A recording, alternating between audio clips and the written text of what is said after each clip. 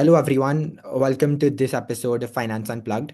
Joining us today is Becca, an investment banking professional at Lazard, an LSE MSc Accounting and Finance graduate. With experience at the heart of high finance, she'll be sharing actionable strategies and insider perspectives on how to stand out in finance interviews. Well, it's great to have you here with us today. Thank you. Thanks, Araf. Nice to meet you. I want to directly get into the interviews, but before we do that, I want to ask you a little bit about your background. Can I ask how you got into investment banking? And I'm especially interested in whether that decision was intentional early on or something that became clearer over time. It definitely became clearer over time. I did not know that I was going to go or wanted to go into investment banking when I first applied to university.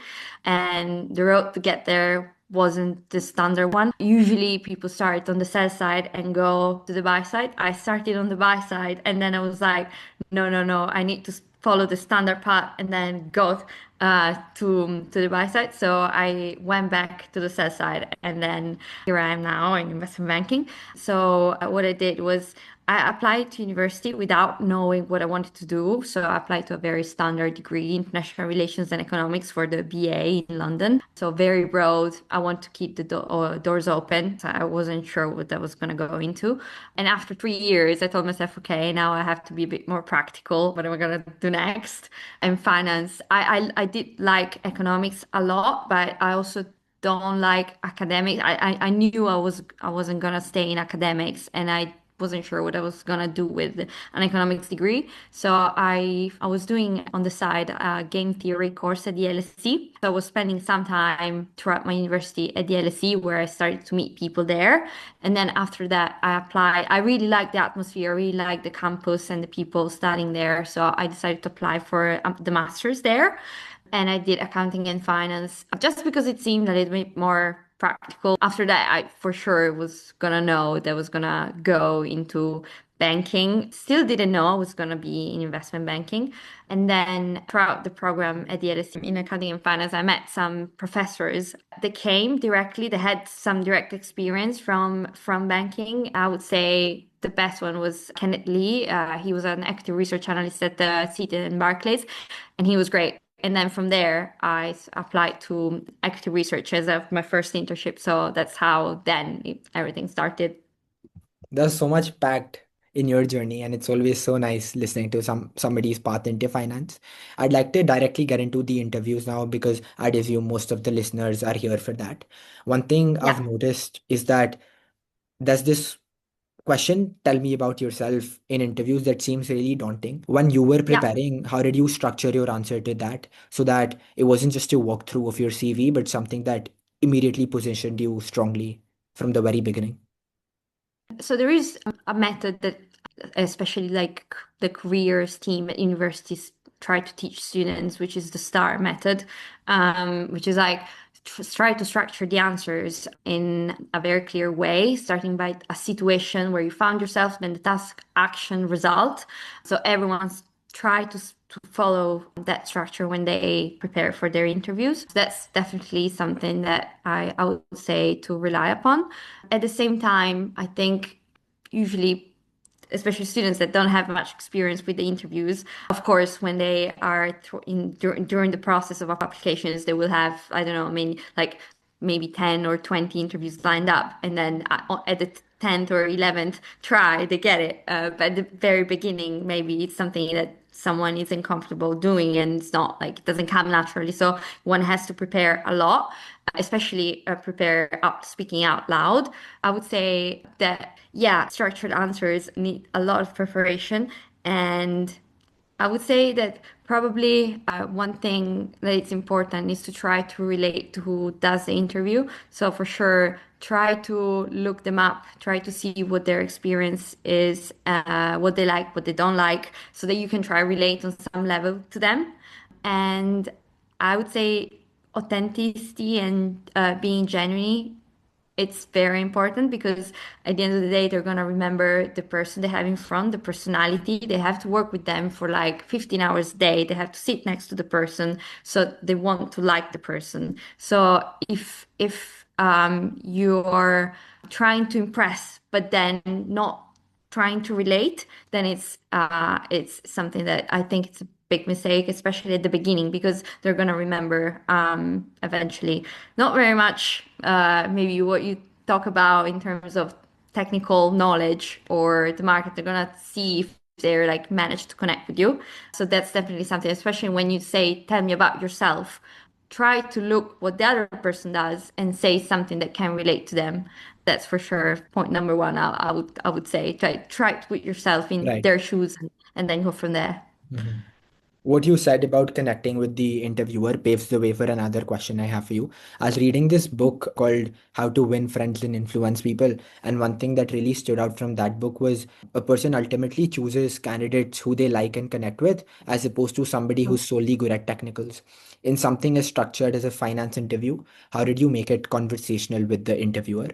So, well, of course, at the beginning, they're gonna make the questions because eventually they're gonna have a debrief with the team. So they're gonna have to let them know, you don't know, and they're gonna have to let them know your background, and they're gonna have to tick boxes. So that's for sure something that's gonna happen. But then, especially at the end of the interview or throughout, if it comes natural during the conversation, maybe you've seen that they're good at or they've won competitions or they're doing like marathons today nowadays everything's running, so maybe marathon is someone they're passionate about or they're raising money for a cause that they're close to or they're like board members of a certain charity.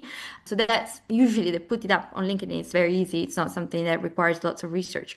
You just like try to say, okay, just what is it that I can do that can relate to that? And maybe you also run, or turns out that maybe you have a friend that's also doing that, and you can say, oh, by the way, I've seen that you are close to this cause, and I just wanted to mention I think it's very admirable because of this and that reason.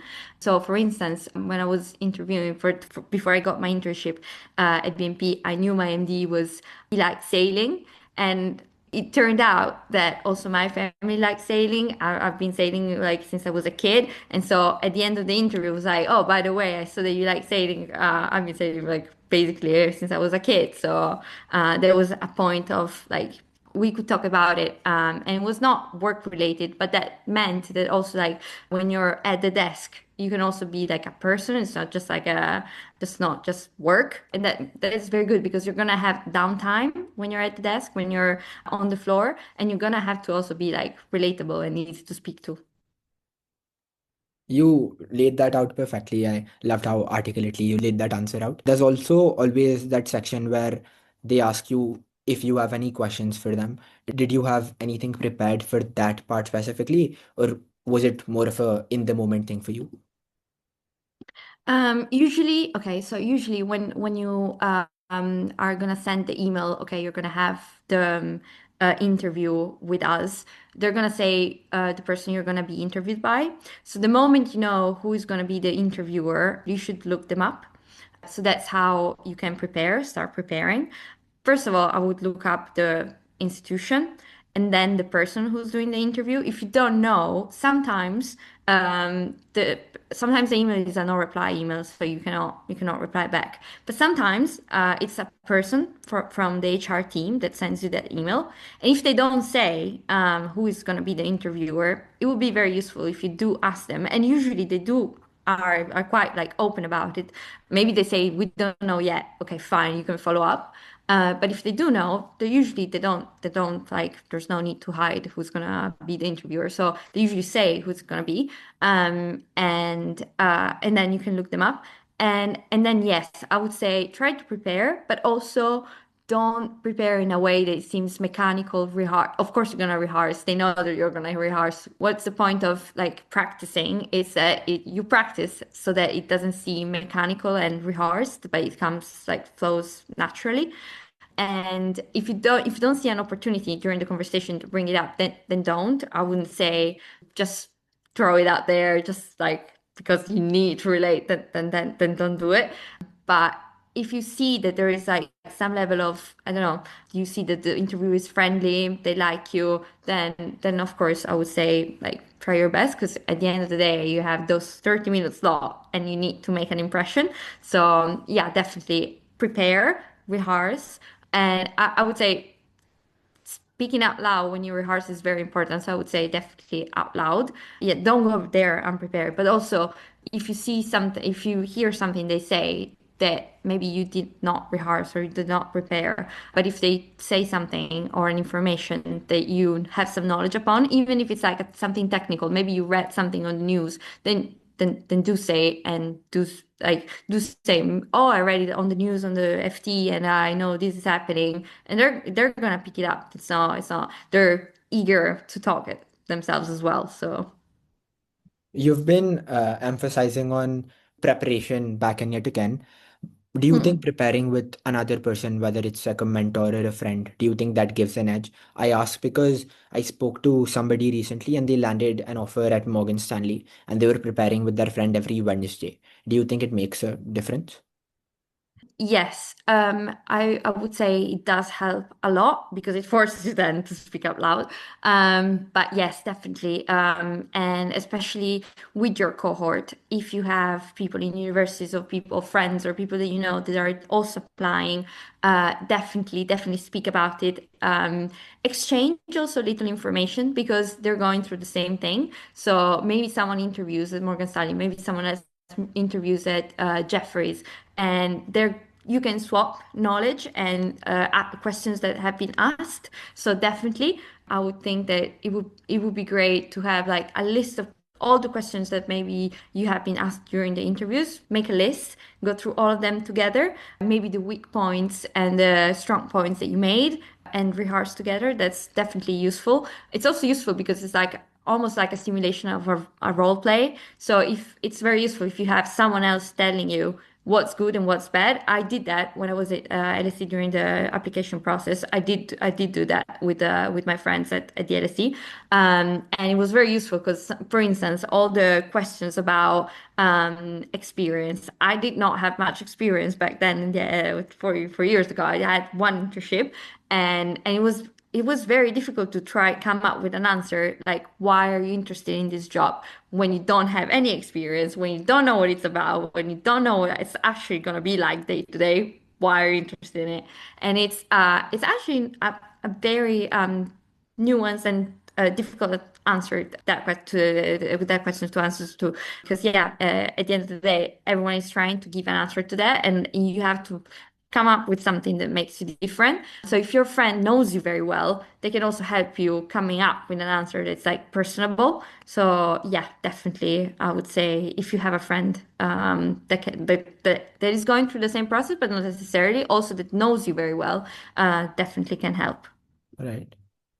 The fact that you said that the friend has to know you really well and how that makes a difference, I think that's a very, very important point. I've barely touched on the technicals. Can you break down for me what the process for you was in terms of mastering the technicals and really getting good at the technical questions? First of all, the master's helped a lot because, of course, I was coming from a different background. Most of the cohort already had like studied finance or accounting, so I had some knowledge. I didn't have much knowledge about anything, so I had to start from scratch a little bit. Paid attention in lectures, first and foremost, also because the window of applications opened like not very after, not long after the master started. So it was like end of October, November, everyone was applying. And I had like 2 months since end of September to November to like start learning about these concepts that I never heard about. So definitely paid attention in lectures. Try to follow everyone that's doing applications. Like try to understand what's being asked about the technicals, especially if it's like quizzes or logical tests. Try to understand what the questions are from the other people that already done it. And there is a resource that we all use, the Red Book, which is like basically a Q&A book of all the questions that can be asked in investment banking, and it's about the technicals. And then, of course, read and study. That's key, I would say. But also, it's not just about the technicals. The technicals usually is going to be about models, DCF, how you model a DCF, interest rates, what level are they now to understand what market knowledge you have, but then it's going to be always like the same answer, the same questions and the same answers. If you have those nailed down, then I would say the technical is not the biggest determinant, I would say, in you getting the offer. But you do need to know at least the basis if you come in fresh. If you have already some internships done, like an off cycle, then you need to be a little bit more like you need to have a little bit more of an advanced knowledge. Yeah, I would say study, pay attention in lectures, and the Red Book. It's a great resource to use. Now we have AI, we have internet, so I mean, research everything you can. It's not difficult to do. Maybe like doesn't take long, 30 minutes before going to bed. Listen to a podcast that talks about the market, so you know everything about the market and what's going on. Right. You've given such solid answers so far, and I have only one last question for you. This is more reflective. If you have one tip that you can give to, say, the 19, 18, 20-year-olds who are wanting to break into private equity, investment banking, all of the high finance fields, and perform well in interviews, what would that be? One piece of advice for them to perform well in interviews. I would say, and it works for me, so I would say be genuine but prepared. Um, don't try to say you know something if you don't know it. They're gonna understand if you don't know it, and they want to know that you don't know it because once you're at the desk and you say you know it and then you don't know it, then it's gonna be a problem for them. But if they know that you don't know it, then it's good because they can act upon it and they're gonna just do it themselves and they can teach it to you. So next time you know it. So definitely, I would say be authentic, genuine, personable. So just be yourself. Doesn't You don't have to overconstruct and overdo it, and just be very direct. They want to know the answer. If they ask a question, it's very direct. It's very easy. And yeah, I would say, but they want to know that you're gonna work hard. Like finance, private equity, they're competitive fields, so everyone is applying to these fields. And especially now with AI and everything, it's gonna be like many people applying, and it's gonna be easier because you have more resources available to you to teach you. So definitely you have to have an edge, and I think that edge can only be yourself because everyone is different, and it seems like it's like a thing everyone says, but at the end of the day, it's true. Everyone is different. I experience it every day myself in a team that everyone has a different background. Not everyone has studied finance, and because of that, it can be very good because, for instance, a company is like working in healthcare, and someone has a healthcare background, and so they understand the company, they understand what they do, and what that means for the financials, for instance. So it's very good if you're studying like something niche, like I don't know, chemistry. It's not very niche, but chemistry. It shouldn't prevent you from applying to investment banking or private equity just because you're studying chemistry. It's actually very good because then you have an edge and you can say, look, I've studied chemistry, but I'm very good at chemistry. I can understand what a chemical company does. So, for instance, it's something that makes you you and different from the rest. So, definitely try to find something that defines your person. Yeah. Like trying to be yourself and finding something that defines who you are as a person, pretty much. Yeah, yeah. Mhm. Right. There's so much that I know I can take back from this episode, and I know for a fact that all of my listeners, there's so much that they can take back from this episode as well. There's value rooted in every minute of this episode. Thank you for doing this with me today. Of course. Thank you. Thank you, Araf.